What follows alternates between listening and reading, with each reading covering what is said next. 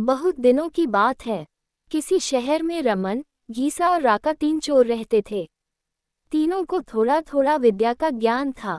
तीनों चोरों को विद्या का ज्ञान प्राप्त होने के कारण बहुत घमंड था। विद्या द्वारा तीनों चोर शहर में बड़े बड़े लोहे की तिजोरियों को तोड़ देते थे और बैंकों को लूट लिया करते थे।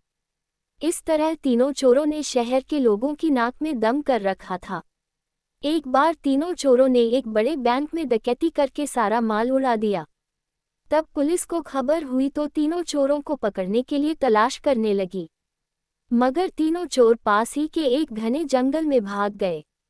तीनों चोरों ने देखा कि जंगल में बहुत सी हड्डियां बिखरी पड़ी हैं। रमन ने अनुमान लगाकर कहा, ये तो किसी शेर की हड्डियां हैं। मैं चाहूं तो सभी हड्डियों को अपनी विद्या के ज्ञान द्वारा जोड़ सकता हूं।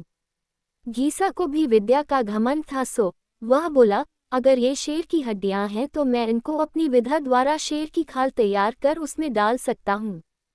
रमन और गीसा की बात सुनकर राका का भी घमंड उमड़ पड़ा और उसने कहा, तुम दोनों इतना काम कर सकते हो तो मैं भी अपनी विद्या द्वारा इसमें प्राण डाल सकता हूँ।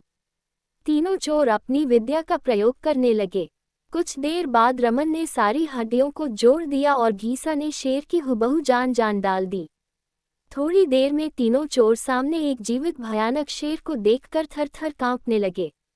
मगर शेर के पेट में तो एक दाना नहीं था। वह भूख के मारे गरजता हुआ तीनों चोरों पर हमला कर बैठा और मारकर खा गया। शेर मस्त होकर घने जंगल की ओर चल दिया। कहानी से शिक्षा। दोस्तों, इस कहानी से हमें यही शिक्षा मिलती है कि कभी घमंड नहीं करना चाहिए। घमंडी को हमेशा दुख का ही सामना करना पड़ता है। यदि तीनों चोर अपनी विद्या का घमंड न करते तो उन्हें जान से हाथ न धोने पड़ते। हमें अपनी विद्या का प्रयोग सोच समझकर करना चाहिए।